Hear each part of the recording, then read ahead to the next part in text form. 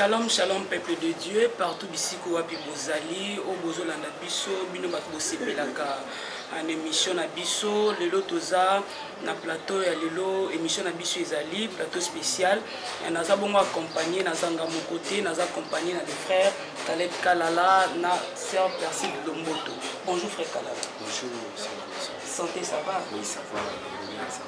Merci, bonjour, sœur Percy Lomboto. Bonjour, ça va? Oui, ça va par la grâce de Dieu.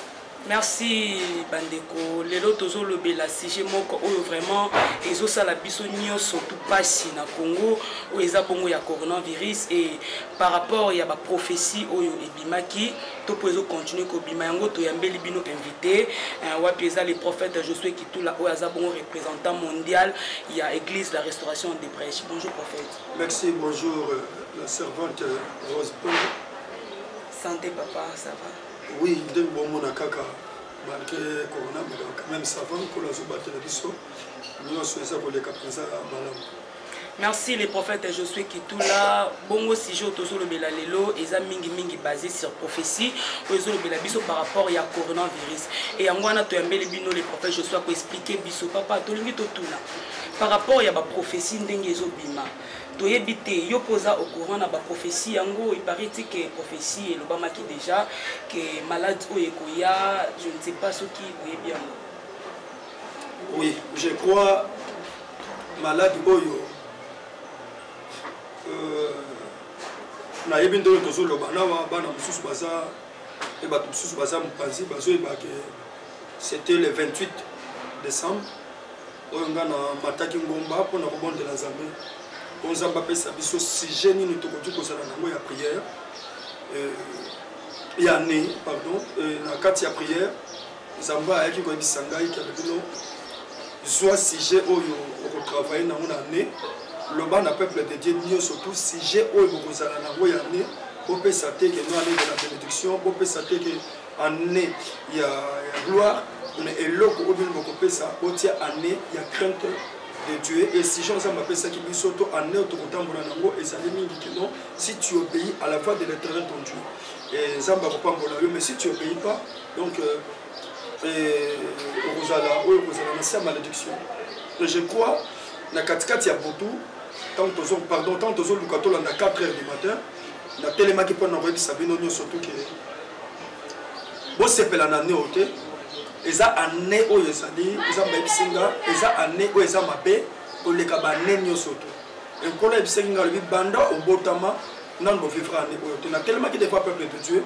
mpona koyebisa bango ke bosepela na ne o te eza année oyo kufa ekotambola makasi malade ekotambola makasi ekezala kufa ekotambola partout dans le monde donc tokozala na bimembe et tomonaki yango même biloko ndenge ezoleka mpona ngai nakoki koexplike bino ke esili te oyo eza événement po événement oyo soki bato bakocomprendre kaka Nzambe te bosatandaka keno mosusu eza koya soki lokolaki malade europe yebaka baaccide ke ya e fo satandaka okoyokaka avion esali bacrash bokoyokaka keno bato edindi bokoyokaka ke place bomabele ningani donc eza toujours année eza année oyo Nzambe aza koya korappeler bato keno bientôt aza koya année oyo Nzamba zo rappeler bato ke bientôt aza koya soki to comprendre obe le prophète Josué elingi koloba ke prophétie oyo to maladie oyo eza punition et outi pe Nzambe to ezali maladie oyo eza réel parce que tozo yoka bato bazo loba no eza malade moko spirituel bato to eza malade moko eza normal je ne sais pas. Oui, to koti koloba ke maladie oyo et outi pe ya Satan. Satan a créé mais c'est Dieu qui a permis. C'est Dieu qui a permis. Donc c'est-à-dire que ceux qui ne sont pas permis, et là on va expliquer il faut voyer que Satan est serviteur. Satan est serviteur aussi de Dieu. À ça pour exécuter ensemble le banane. Ce que nous comprendre le Coran, le problème à cap. Et ensemble va prendre la trône, ça retourne na kotu ko sala ndenge ni pour la cap. Ba lobi que un esprit de mensonge et vous t'en faire et il faut comme il en colo et alors dit que tindangai na ça molimo le kota kolo abiso ko sala ndenge a expliquer que na ko kota na mino ba prophète na ye ba ko prophétiser mensonge et ça mbatinda ki esprit wana malade oyo et ça malade oyo selon mboka molili bapreparaki yango ezala malade moko ya makasi ndenge ozomona te mais c'est Dieu qui a voulu, c'est Dieu qui a multiplié ça omonake esimba ndenge esimbi parce que soki ezaki malade oyo eza ya moke to malade satana asalaki yango to satana permetaki elingi osimba monde entier te monde entier esimbami na loboko azamba même temps bato bazolobaki non eza malade moko diabolique oui na kati ya malade diabolique oyo il faut yeba yango ke non c'est Dieu qui a permis ça parce que nga déjà le 28 qu'on a yebisaki nga yango je crois bantango tozoloba bandeko mosusu baza au courant na yango bayebi ke non qu'on a lobelaki papa aneke ezala bon nazwaki 2 mois en église pour nous enseigner toujours comment obéir comment nous la protéger parce que naïbaki que année que ça n'a pas de peine à ce quoi sirop c'est rose ce qui va comprendre que tout ça on va se peine à année et que ça n'a qu'à comme attendez que va merquer bazo le bawana attendez que va bazo le batia ba 1000 milliards na bango ce n'est pas mauvais na utola na ndeko moko wana Chine baza kofinga même bato fou alobi que non bon ce beau temple ba protège bino bolinga kosambela boza ba fou na regretter même na ndeko wana et ça na bato mosusu oyo batelaki mais ce coronavirus elandi bango tina ba 7e niveau tina ba 8e niveau papa maman et ça ceux qui ezalaki malade diabolique la ligne expliquer yo ba prêtre catholique ba grand confronté mais aujourd'hui c'est même ba prêtre catholique oui pourquoi et qui revendent dans l'Italie pourquoi et qui revendent dans la carte Espagne et ça malade pourquoi et ça nommé Corona 19 on est dans qui pour moi les prophètes Josué qui tout là auto yambela qui bino sur na plateau un prophète Josué au lobby que ba prophétie c'est-à-dire Satan a envoyé de Dieu. C'est que ceux qui Satan a envoyé de Dieu, il y a d'autres prophéties tozoyoka. C'est que tout douter na ba prophétie parce que lobby même si nzamba lobby il y a lobby na Jérémie ezana ba masakoli muso ekobima. Parce que ba prophétie wana ekobima, ezana ba prophétie muso ezobima. Tout douter na ngo keza nzambe te. Oh, bon, c'est un peu difficile pour nous de dire que prophétie n'est le revenu molani. Toi qui prophétie bandeko musu balobi mutu musu alobi ngande na zabu nzamba lobi la kinga maladie ko sala 1 mois précis mutu musu alobi maladie eza maladie mo eza spirituelle mutu musu alobi no eza maladie spirituelle eza maladie mo eza normal. Parce que quel est le prophétie ou eza malamu na ba prophétie no s'il vous plaît prophète nakati yo malobate Rose. Tout à l'heure, on a eu na Facebook, il y a un pasteur, je ne peux pas citer le nom, a publié un lobby qui est le pasteur Moïse en fait. Un lobby qui est à Zwaki message d'ici le 2 avril, coronavirus et disparaître. En fait, Bazobi Kanamote, mais Ezo disparaître. Et puis il a insisté de jeûner 7 jours. De éviter prophétie ou un appétit,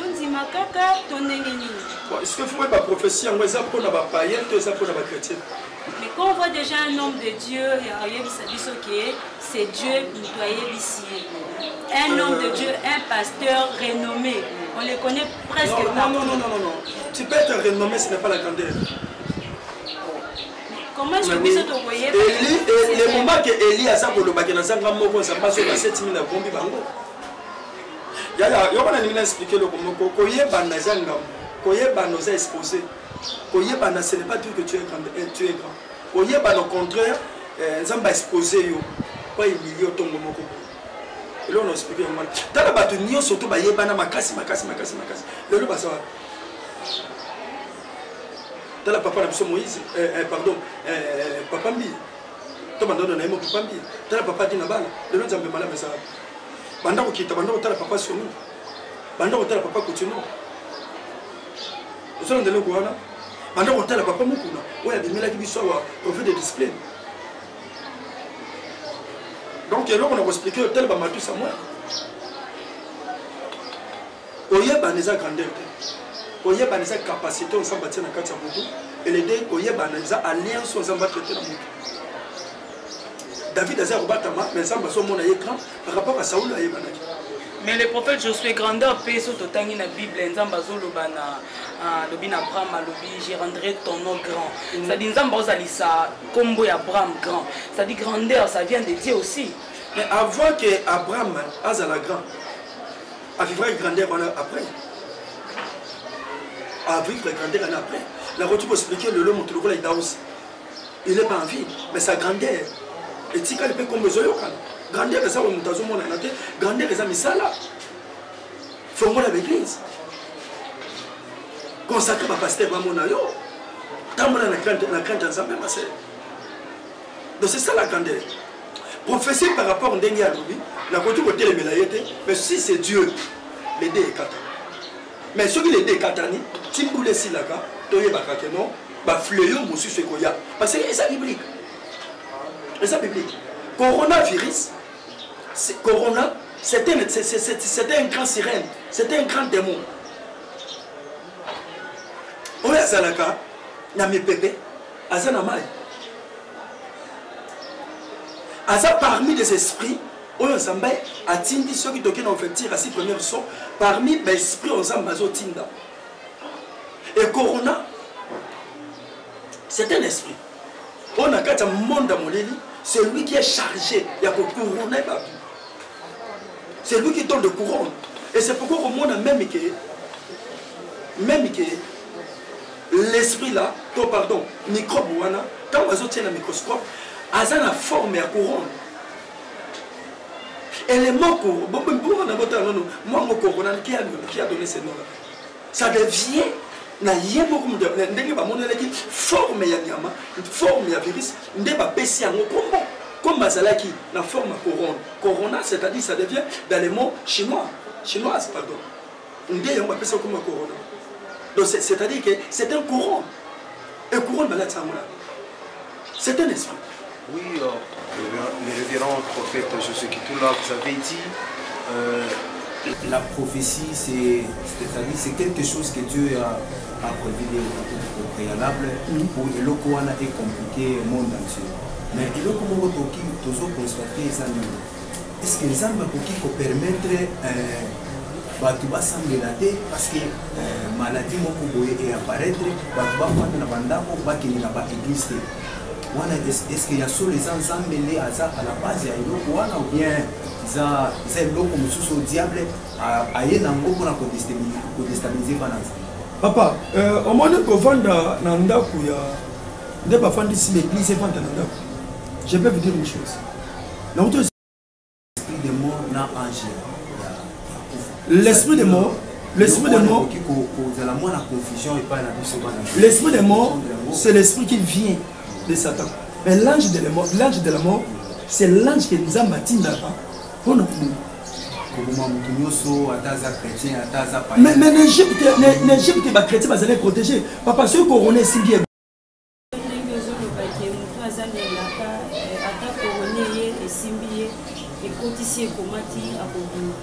On s'attend que depuis maladie, on a beaucoup perdu de choses en fait. Mais quand on a banzela, il y a des réseaux sociaux parmi les bateaux, si c'est 39 ou 40 comme ça, et ça va à Biki. Est-ce que nous devons faire Biki wana promesse ya nzambe pour les simbier et tikier to batwana ba kufi bazana promesse nzambe te lokole mimi ba. Oui. Ah ça, les autres. Comment? Pardon? C'est un peu difficile. C'est compliqué tout ça. Le problème c'est le comment pour ma soeur. Zambe tangu oyo bazo boma bana niyo sota mibali. Na ta héros. Ba bomi bana niyo sota mibali mais protéger la Jésus. Parce qu'il a azaki de là. Ba bomi bana niyo sota mibali na ta Moïse. Na ba tele Moïse. Parce qu'il a bilaka. Et le moi bana mibali niyo sota kufa kiana parce qu'il a bilaka Zambé. Et par exemple, même les prêtres.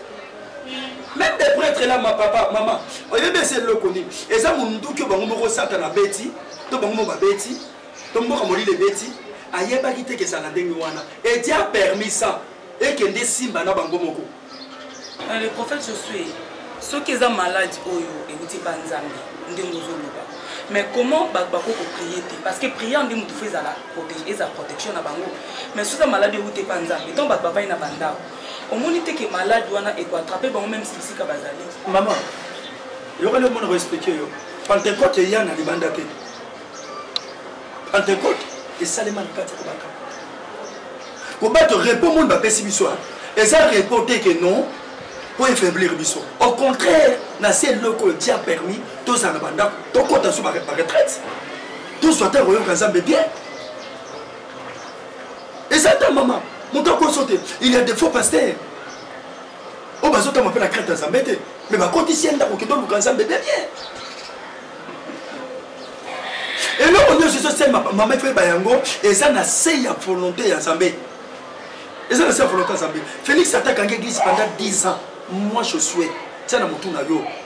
Na koku faté jusqu'à ce que ceux qui sont malades ont zamba bongi ça na zela nanga po babika ti babika wana ezalaki bongo le prophète Josué alobi ata président Félix Etienne Tshisekedi akangi l'église pendant 10 ans il a kufaka na malade o nzamba bongisi le prophète Josué komi na biso kokoma vraiment na suka ya émission na biso na yebike bisika bozali bozaka na posa le prophète Josué loba na tokozonga lisuko na oyambela bino le prophète Josué sur la plateau prophète Josué na lingi na lobelo komoko pona bana nzambe par rapport ya malade o yeli bango okoloba na bango ma sœur Rose problème moko ezali awa ifo yeba yango ke na kotoyebisa bino eloko moko pourquoi banome yango kombo Corona 19 eza eloko ezali spirituel zwa 9 balole yango kopesa biso 6 Soit un matisse à moi, mais abandon multiplier parce que dans ces billots qu'on est sur 19 et ça codé. Corona, ce corona, les gens font ça une maladie comme ça. Mais il y a un esprit. Moi, il y a un sima et malade quoi. Vous le quoi.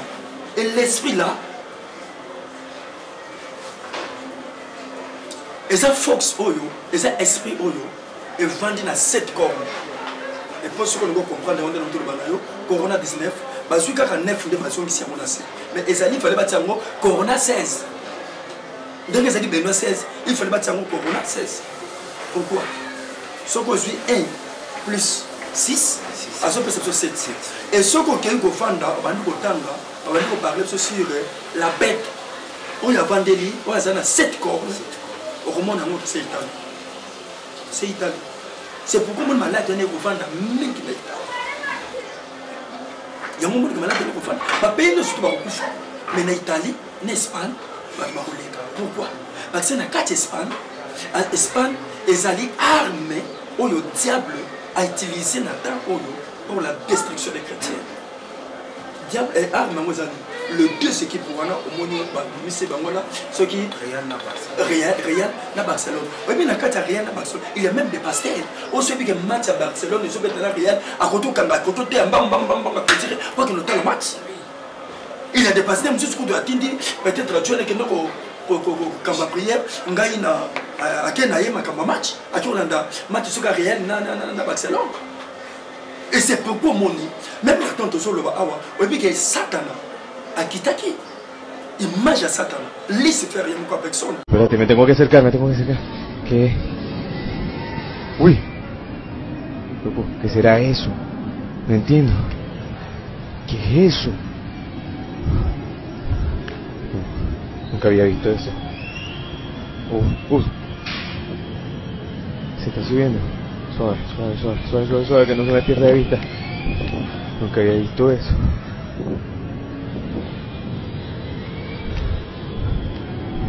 ¿Qué es esto? Pero qué raro. Se fue. Mierda. Maman Rose, aux yeux battants de celle qui a prière avant dernièrement. Ah oui, ma comme ça les maquis. L'église. Bon, peuple de Dieu, ce dimanche-là, Tokendaki pour visiter l'église de la restauration des prêches et Kambami Bongona, le prophète Josué qui tout la monongo. Un dimanche, wana ezalaki na li pata en vous là, où ezipaki etondaki na étendi mokuba église. Le prophète Josué, malgré eloko wani salamaki, malgré parce que le jour là, naoka qui peut oser payer ça peuple de Dieu ba prophétie, ou nzamba pesa ki yo pour na propos ya ba malade. Mais je ne sais pas. Par rapport, il y a bateau bazo landayo et il y a d'autres personnes aussi par landayo et ça rappelle difficile pour na bango ko sambila. Conseil no ko pesa bango. Bazo ngela ka nkolo. Soko zui pour na clôturer ba kende batanga Apocalypse chapitre 6. Batanga ouverture il y a le 6 premiers sauts. Va comprendre deuxième chevaux, parce que chevaux la même malade.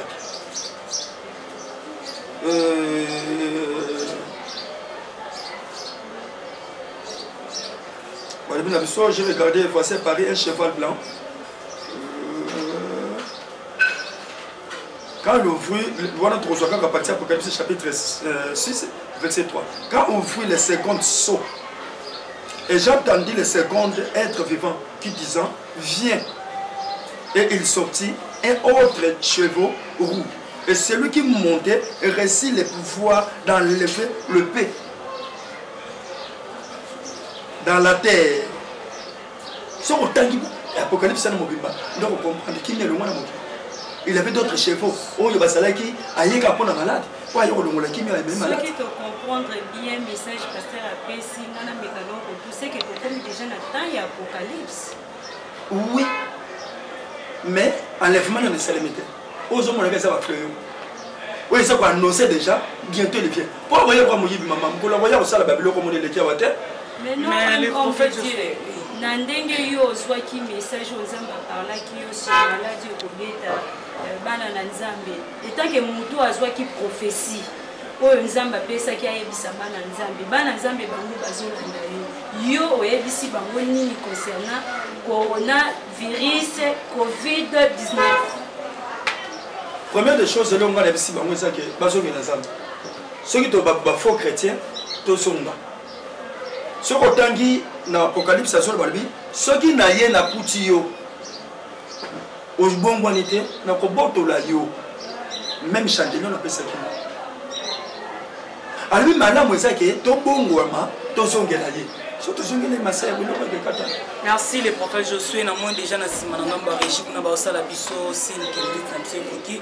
Je ne sais pas ce qui le frère Caleb oza na mot de la fin pour ba nandila prophète Josué. Oui, naza na bon affaire eloko na lingi na singa epai ya papa eloko nini papa koki kokonseye bato parce que na minute oyo peut-être moto aza na mwa likambo na ye aza lokola magicien sorcier alingi akende kochange kose repentir na minute oyo bakangi baeglise nyonso. Alors pour moi est-ce que moto wana akoki kokende kodévoiler basecret na ye mpona arecevoir nzambe na kati na vie na ye parce que baeglise nyonso ekangami déjà. La bande de numéro de téléphone de pasteur ici. La bande de numéro 081 41 88 012. Domaine la prophétie, ça domaine trop c'est l'angle blague. Tous à la prière, nan de Komoko, Papa Jim. Albi, Papa tant aux bon de là, la moni qui s'est guéri d'Akoufi, Félix a eu pouvoir, mais il y avait un peu de souffrance. La vente de la bimenga ou du pasteur, ça va devenir le côté de la trouver normal. Aujourd'hui, les choses s'accomplissent. Ce qui est important, mon temps de l'Ingo Langa, Azon et Nazambe, Azon. Ce qui a eu le numéro Nanga Mona Bengate, à la face de Bango, pasteur Azawana. Alors que pasteur, enlève mes salamités. Enlève mes salamités. Au moins l'église, c'est ça que tu as dit. Mais ce qui est pasteur a bon de les amis, des fois c'est un dame trop salam. Merci Delvance Satan Ndako Toko Sala. Je ne sais pas ce qui ne peut pas passer déjà na Ilobasuka Koloba propos ya makambo.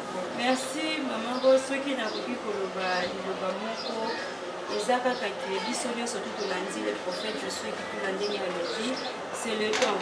La Bible église ata bakangi pe ba numéro ya ba pasteur ezali. Yo mutu ozo pratiquer magie, mutu ozo sala makambo ya mabe, nzamba za na besoin ya âme na yo. C'est le moment de te repentir. Nzamba koyamba yo à côté la condition de vie. Merci beaucoup. Merci, merci peuple de Dieu, partout ici quoi que vous allez.